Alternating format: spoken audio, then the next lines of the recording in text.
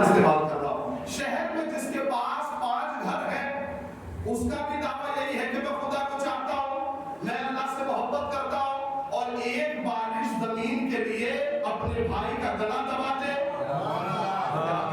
اس کا بھی دعویٰ یہی ہے کہ میں خدا کو چاہتا ہوں, میں اللہ سے محبت کر رہا ہوں. تو پھر ہم سمجھ ہی نہیں پا رہے ہیں کہ کون اللہ سے محبت کرتا ہے اور کون اللہ سے محبت نہیں کرتا. یہ فیصلہ ہی نہیں ہو پا رہا ہے. اچھا, میں تو فیصلہ نہیں کر پا رہا ہوں, آپ نے فیصلہ کیا کبھی کہ کون اللہ سے سچی محبت کرتا ہے؟ چونکہ ہر مسلمان کا دعویٰ یہ ہے کہ میں خدا کو چاہتا ہوں, میں اللہ کو چاہتا ہوں. نہیں, اب تو فیشن اور آگے بڑھ گیا. اب تک میں رضی اللہ نہیں ہوں, جتنے میرے ساتھی ہیں وہ سب رضی اللہ ہیں. اگر بات سمجھ جائیے گا تو تھوڑا میرا ساتھ دیجیے گا. کیا کہا میں نے؟ ہر مسلمان کا دعویٰ یہ ہے کہ میں خدا کو چاہتا ہوں, میں اللہ سے محبت کرتا ہوں. دل لگائیے گا میرے عزیزوں. اب آپ نے مسلمانوں کی حالت دیکھ لی, کیا آپ ایسے مسلمانوں کے پیچھے چلیں گے؟ اور جو فرمائیے میں کیا کہہ رہا ہوں, اگر بات سمجھ میں آ گئی تو اس آیت کا حق ادا ہو جائے گا. کیا آپ ایسے مسلمانوں کی پیروی کریں گے؟ تو ہر مسلمان کہے گا نہیں, ہم ایسے لوگوں کے پیچھے نہیں چلیں گے کیونکہ اس میں سچے بھی ہیں, جھوٹے بھی ہیں, نمازی بھی ہیں, بے نمازی بھی ہیں, روزے دار بھی ہیں, روزہ خور بھی ہیں, حج پہ جانے والے بھی ہیں اور پیسہ کمانے والے بھی ہیں. ہم ایسوں کے پیچھے نہیں چلیں گے. تو مجھے کہنے دیجئے کہ ہمیں اس کے پیچھے نہیں چلنا جو دن رات یہ دعویٰ کرے کہ میں خدا کو چاہتا ہوں. توجہ فرما دیجیے گا میرے بھائی, ہمیں اس کے پیچھے نہیں چلنا, اس کی پیروی نہیں کرنی جو دن رات یہ دعویٰ کرے کہ میں خدا کو چاہتا ہوں. ہمیں تو اس کے پیچھے چلنا ہے جس کے بارے میں خدا کہہ دے کہ میں انہیں چاہتا ہوں.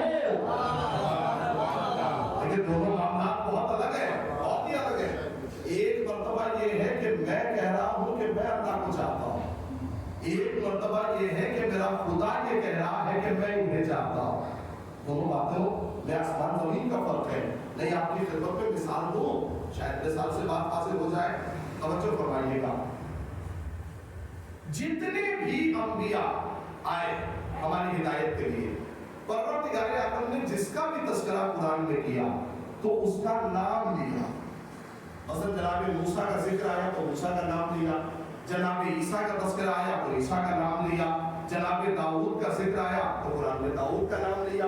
یعنی ہر نبی کا نام لیا پروردگار عالم نے قرآن میں, لیکن ہمارے اور آپ کے آخری نبی کا نام نہیں لیا. کیا کہا؟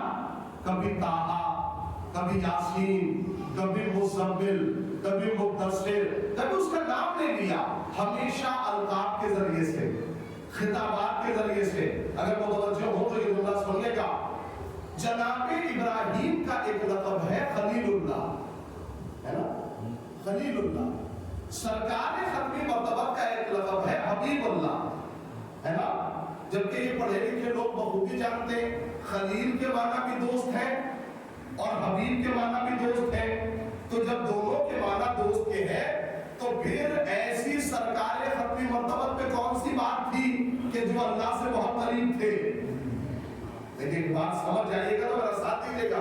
جناب ابراہیم بھی خلیل خدا, یہ بھی خلیل خدا, یہ بھی اللہ کے دوست. کہا نہیں, قرآن کو سمجھ کے پڑھو, قرآن رٹنے کی کتاب نہیں ہے, قرآن پڑھنے کی کتاب ہے. توجہ فرمائیے میں کیا کہہ رہا ہوں. اس لیے کہ آپ جب قرآن کو دقت کے ساتھ پڑھیں گے تو اس نتیجے پہ پہنچیں گے کہ خلیل کے معنی بھی دوست ہیں اور حبیب کے معنی بھی دوست ہیں. لیکن خلیل اس دوست کو کہتے ہیں جو اپنے دوست کو بہت چاہے, لیکن حبیب اس دوست کو کہا جاتا ہے جس کا دوست اسے بہت چاہے. دونوں باتیں الگ ہو گئی میرے بھائی. خلیل وہ دوست ہے جو اپنے دوست کو بہت چاہے, حبیب وہ دوست ہے جس کا دوست اس سے بہت محبت کرے. تو میں ساری گفتگو کو ملا دوں, مطلب کیا ہوا؟ ابراہیم ہے خلیل خدا, وہ اللہ کو بہت چاہتے